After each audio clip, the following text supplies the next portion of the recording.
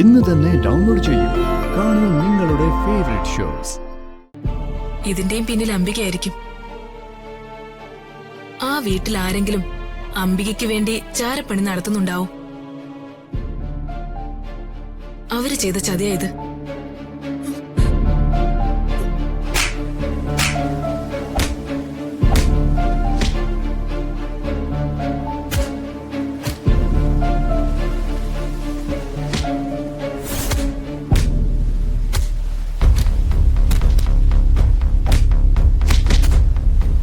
നിന്നെ കല്യാണം കഴിക്കാൻ അവന് നിന്റെ അച്ഛന്റെ അനുവാദം ഉണ്ടായിരുന്നു. നിന്റെ അമ്മയുടെ അനുവാദം കൂടി അവൻ വേണമെന്ന് ആഗ്രഹിച്ചു. അത് തെറ്റാണോ മോളെ? അമ്മേ,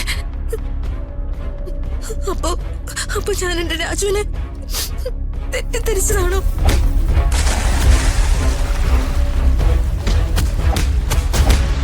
എന്താ സംശയം? അവൻ വളരെ നിഷ്കളങ്കനും നല്ലവനുമാ മോളെ.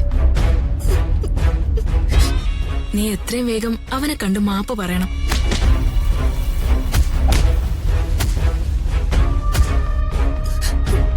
അല്ലമ്മേ,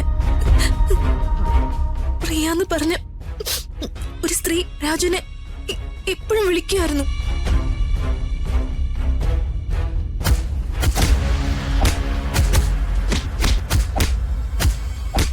ആ സ്ത്രീ അവളുടെ ചേട്ടനും കൂടി ഇവിടെ ഓഫീസിൽ വന്നിരുന്നു.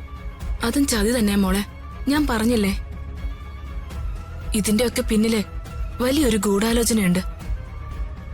ആ അംബികയും മകനും തന്നെയായിരിക്കും ഇതിന്റെയൊക്കെ പിന്നില്.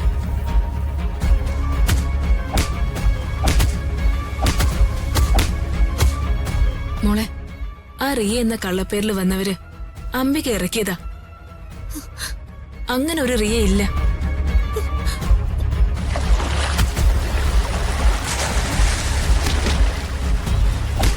പിന്നെ റിയ എന്ന കള്ളപ്പേരില് രാജുവിന് വന്ന കോള്, അത് കൊച്ചുമണി എന്ന പേരുള്ള ഒരു സിം കാർഡിന്നാ.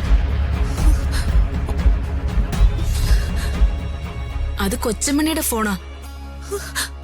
അമ്മേ, പിന്നെ നീ തെറ്റിദ്ധരിച്ച മറ്റൊരു കാര്യം കൂടിയുണ്ട്.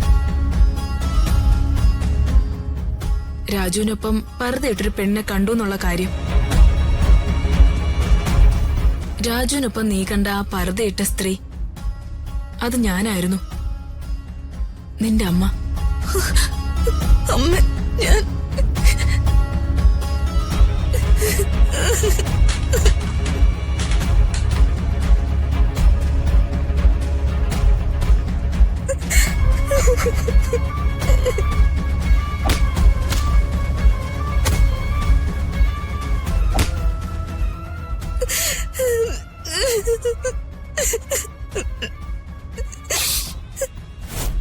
ആ റാസ്കലിനെ എന്ത് ചെയ്യണമെന്ന് എനിക്ക് നന്നായിട്ട് അറിയാം.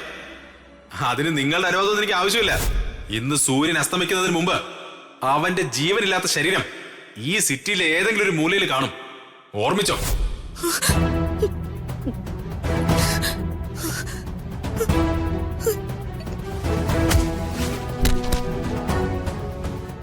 എന്റെ ദൈവമേ, എന്റെ രാജുനൊന്നും പറ്റല്ലേ. രാജു അകലേ നോവിനാലേ